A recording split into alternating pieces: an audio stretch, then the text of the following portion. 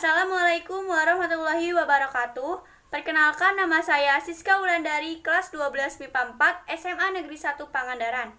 Di sini saya akan membahas video pembelajaran sejarah Indonesia tentang pemberontakan Andi Agis dan pemberontakan Republik Maluku Serikat atau RMS. Yuk kita simak videonya. Halo guys. Pasti kalian masih pada bingung kan tentang pemberontakan Andi Agis dan pemberontakan RMS atau Republik Maluku Selatan.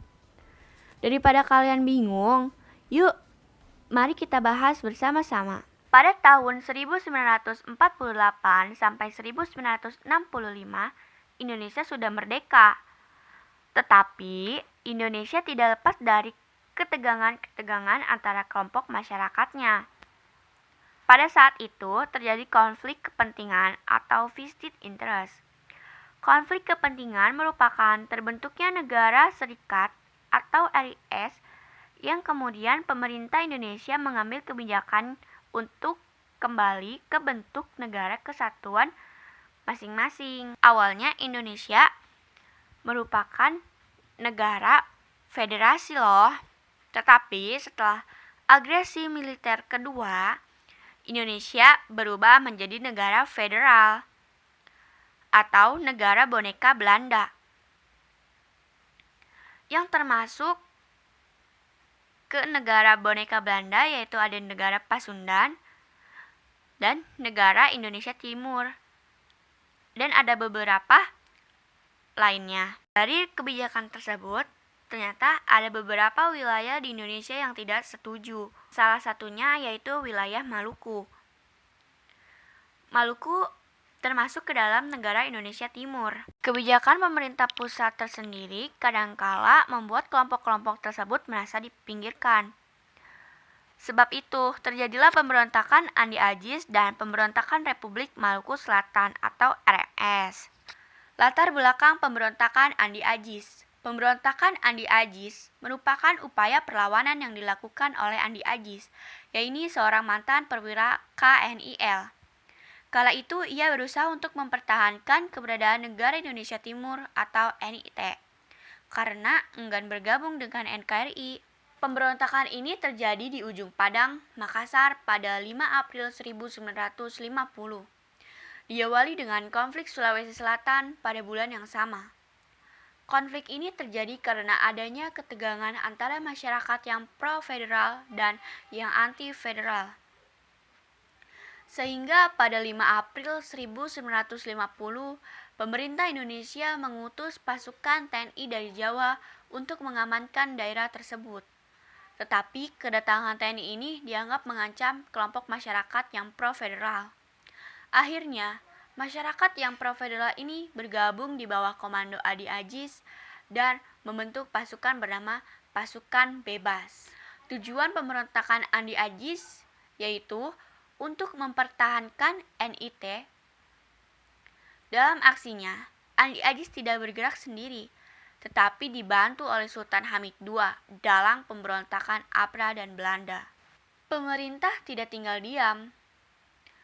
Pemerintah berupaya untuk menumpas pemberontakan Andi Agis dengan melakukan beberapa upaya, yaitu pada 8 April 1950, pemerintah Indonesia memberikan ultimatum yang isinya memerintahkan Andi Agis untuk segera melaporkan diri dan bertanggung jawab atas perbuatannya ke Jakarta dalam waktu 4x24 jam.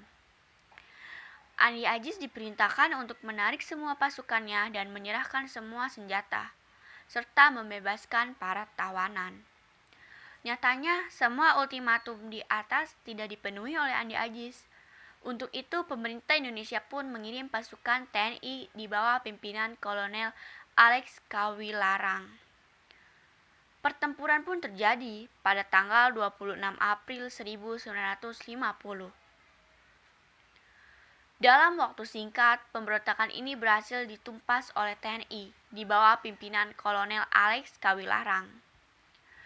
Andi Agis pun ditangkap dan diadili di Yogyakarta pada tahun 1953. Usut punya usut, Ternyata pemberontakan ini didalangi oleh Mr. Dr. Christian Robert Smokil, seseorang yang mendirikan Republik Maluku Selatan atau RMS, yang merupakan mantan Jaksa Agung Negara Indonesia Timur dan terlibat pemberontakan Andi Agis. Ia berusaha melepaskan wilayah Maluku Tengah dan NIT, yang merupakan bagian dari RIS.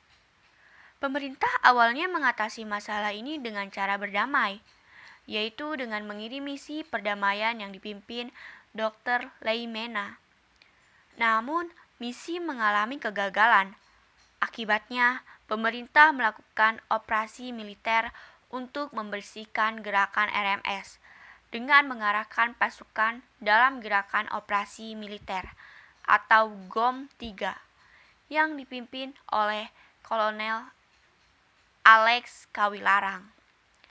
Pada awal November 1950, kota Ambon dapat dikuasai. Namun, dalam perebutan benteng New Victoria, Letnan Kolonel Slamet Riyadi gugur. Pada tanggal 12 Desember 1963, Smokil tertangkap. Selanjutnya, oleh Mahkamah Militer Luar Biasa Mahmilub, ia dijatuhi hukuman mati.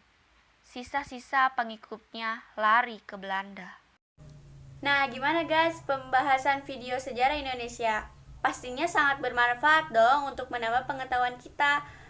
Cukup sampai situ aja pembahasan video dari saya. Wassalamualaikum warahmatullahi wabarakatuh.